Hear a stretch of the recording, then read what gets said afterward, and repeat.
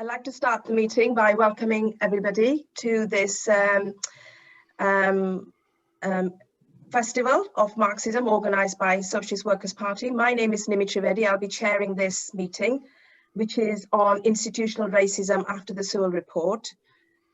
The meeting will be introduced by Yuri Prasad, who is the author of The Rebel's Guide to Martin Luther King and member of Socialist Workers Party.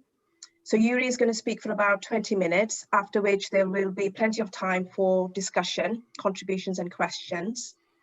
And the way the meeting will run is if people can put their hands up virtually.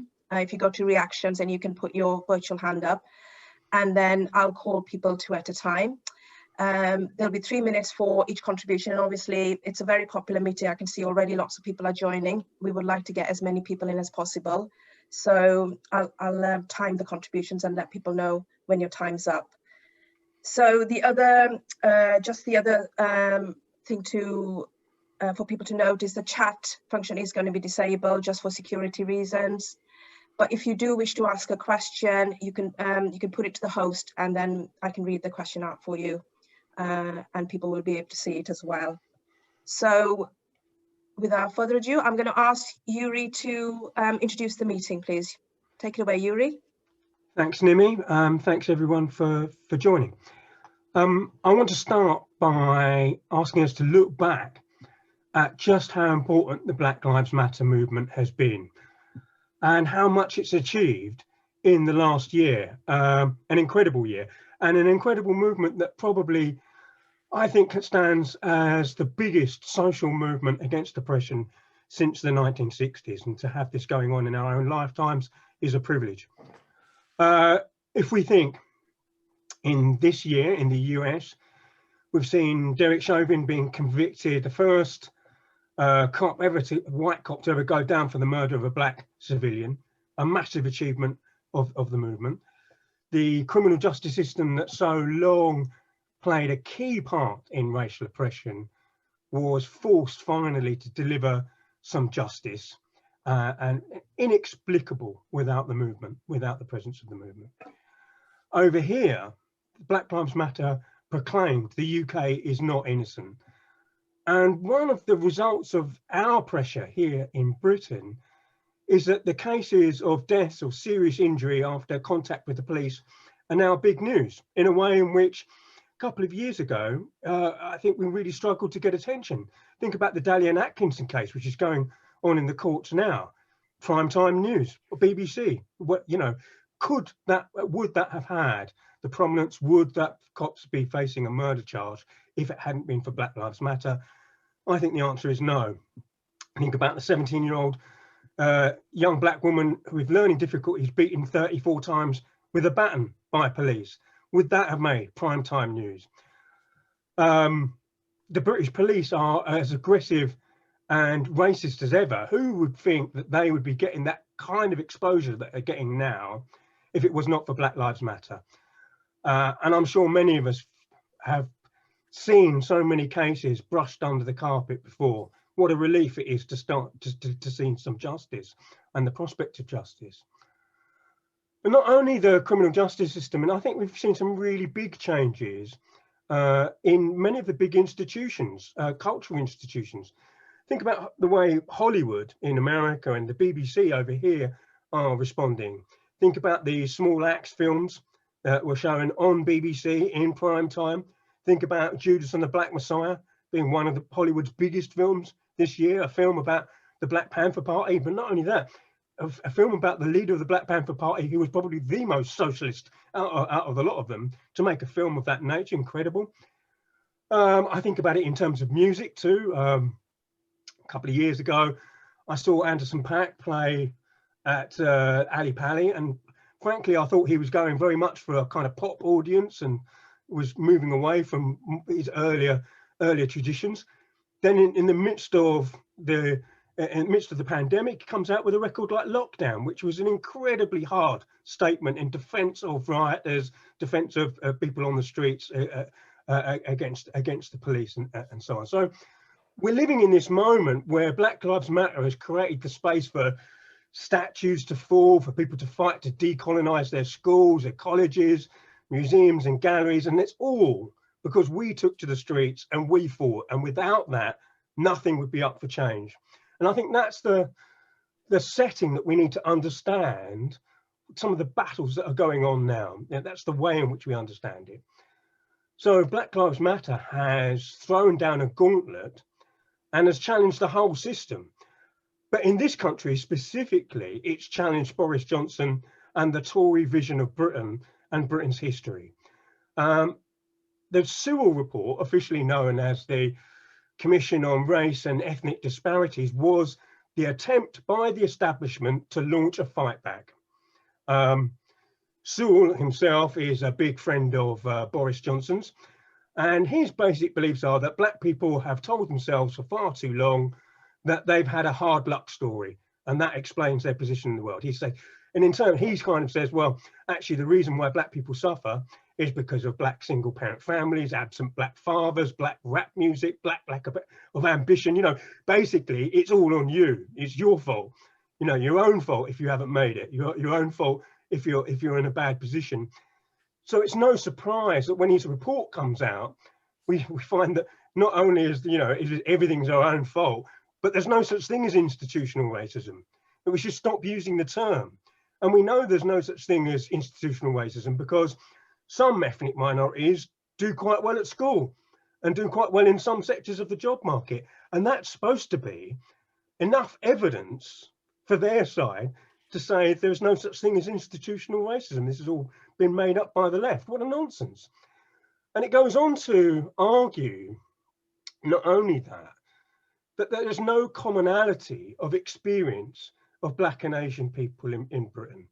The attack on the use of the term BAME was specifically designed to try and break the notion of a shared experience of racism and to undermine the idea of a shared reaction to racism. What he wants to do is to divide the opposition into component parts, weaker, divided, so that it can't mount the kind of movement that we've been able to mount over last summer. You know, the idea of setting everyone against each other is very much part of it. Now, whatever criticisms we have of the term BAME or BME, and there are some valid criticisms, he was not responding to those criticisms. Sewell's criticism was an attempt to try and break the unity of people who suffer oppression and to point out the differences between them. But Sewell cherry-picked his evidence well before he set out to make any case that he was making.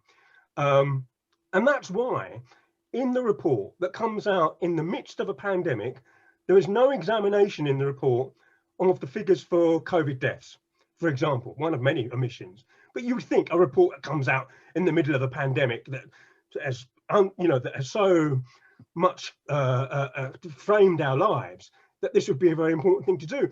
And if he did, it would show, of course, that black and Asian people are far more likely to get COVID, and that they are far more likely to fare worse if they get COVID than their white counterparts. So why is there no analysis for the figures for doctors and nurses in the NHS? 21% of staff in the NHS are BAME. 63% of workers who died were BAME. 3 times as many, no mention. 20% of nursing staff in the NHS are BAME. 64% of nurses who died are BAME. 44% of medical staff, that's doctors and the like, are BAME.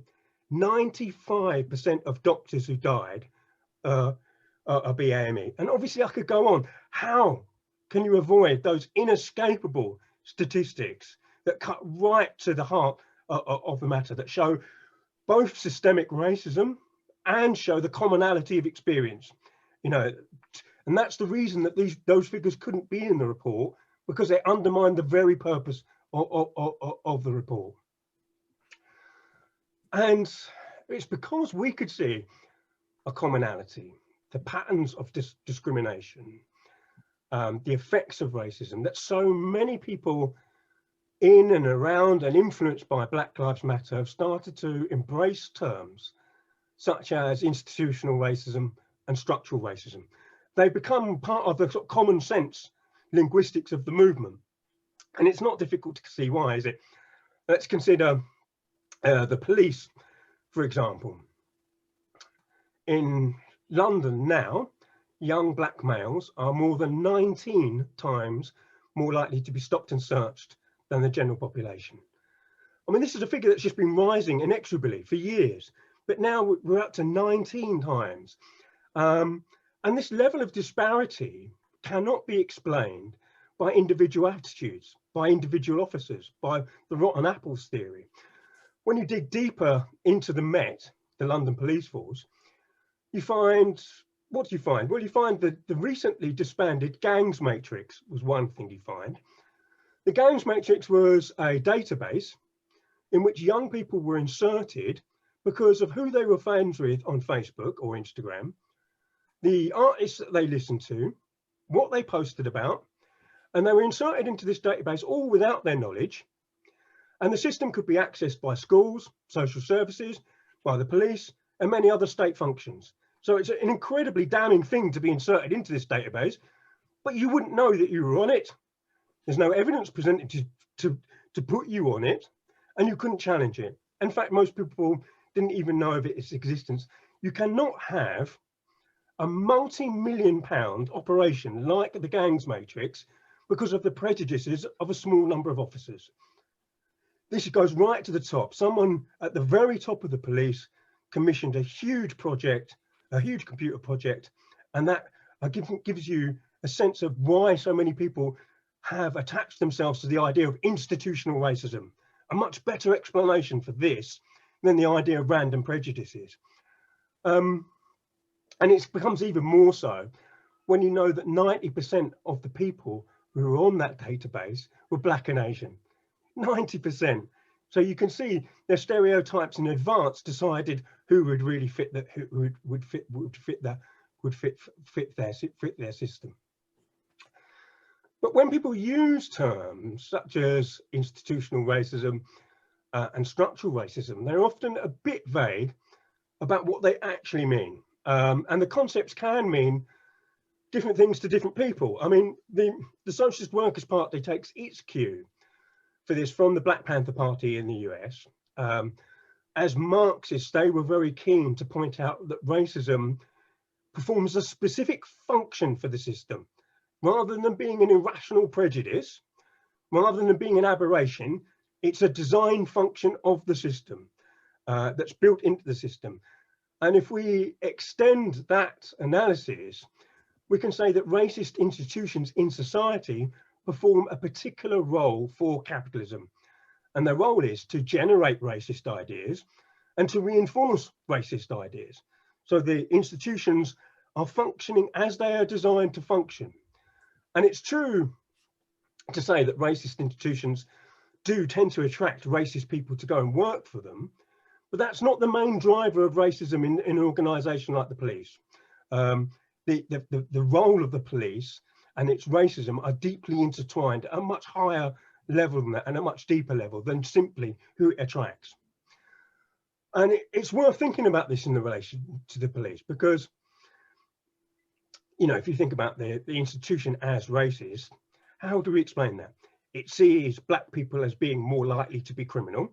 It works with a set of stereotypes that says young black people in particular are predisposed towards criminality. So therefore it targets them for a stop and search, for arrest and suspicion and so on.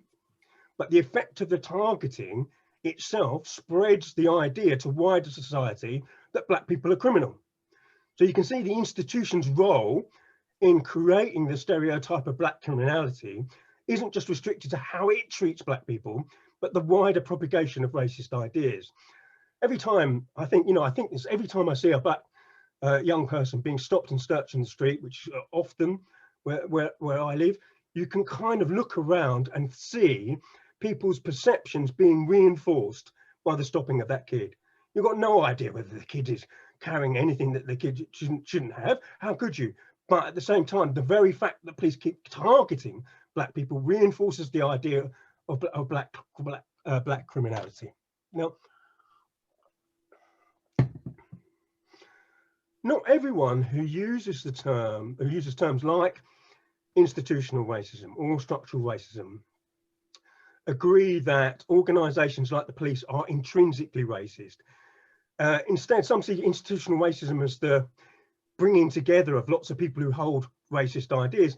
And that seems to be the idea of writer Renée Edel-Lodge, you know, who she argues in her book, Why I'm No Longer Talking to White People About Racism. She says, structural racism is dozens or hundreds or thousands of people with the same biases joining together to make up one organisation and acting accordingly. And that's kind of backed up by the author of White Fragility, Robin DiAngelo, and she calls the sheer number of white people in positions of power the expression of white supremacy. And she says this: whites hold the societal and institutional positions in society and infuse their prejudices into the laws, policies, practices, and norms of society. Now, the implications of this way of thinking is that the institution itself is neutral, but the personnel make it racist. So if we change the personnel, we change the institution. That would be the way in which we can get transformation. So let's get rid of most of the white police officers, the white judges, and you know, the problem of the criminal justice system and black people is solved. Well, let's test this argument in the real world.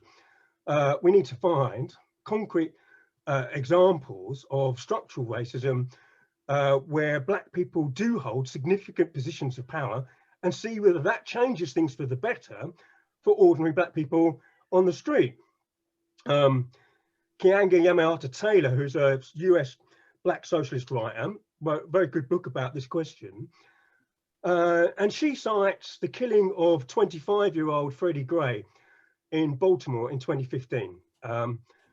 He suffered injuries to his spinal cord while being held in police custody and died a week later.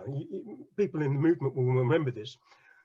In 2015, let's think about it. We had a black president, a black attorney general, and in Baltimore, we had a black mayor, a black chief of police. The superintendent of schools was black. The entire housing board was black. And in fact, 6 of the police officers involved in Freddie's arrest were black. And yet there's still no justice for Freddie Gray, and he's still murdered. So there's no let up, and there's no let up of the people who took to the streets either to protest against him. So we have an example of the institutions being repopulated and put effectively under much more black control than previously, and yet the problem persists. And that for me is evidence of the function of those institutions in a capitalist society being hardwired, racism being hardwired into that, rather than it being a question of who works in it. And in order to understand why racism is so embedded in our key institutions, we have to understand that racism is structured into the system we live under capitalism. So we have to understand both its historical origins and what role it plays for the ruling class today. Now, I don't have many minutes to go into this, but racism emerges first as a justification for the transatlantic slave trade, and it's been transformed as the system develops to meet its changing needs. And so today it works as one of the best ways to divide exploited people from one another, encouraging us to blame each other for shit pay, shit jobs, shit housing. It acts as a mechanism of shifting the blame and preventing solidarity, preventing people seeing their common cause and coming together is one of its key reasons. And I think, you know, to explain this simply, you cannot have a society where a tiny group at the top own and control the vast majority of the wealth of the whole of this world society, unless conversely you have everyone at the bottom fighting each other as competitors and enemies. And in order to have that level of division, you have to have the structures of a racist society that reflect that need. And that's why those institutions function that way. The system needs institutions such as the police, the courts, the media, the education system to propagate racism, to keep us divided. And that's why in the eyes of the system, racism is not an aberration, It's not a mistake. This is the system functioning exactly as it ought to do in their eyes, and that's why we have to overthrow it. And I'll finish there.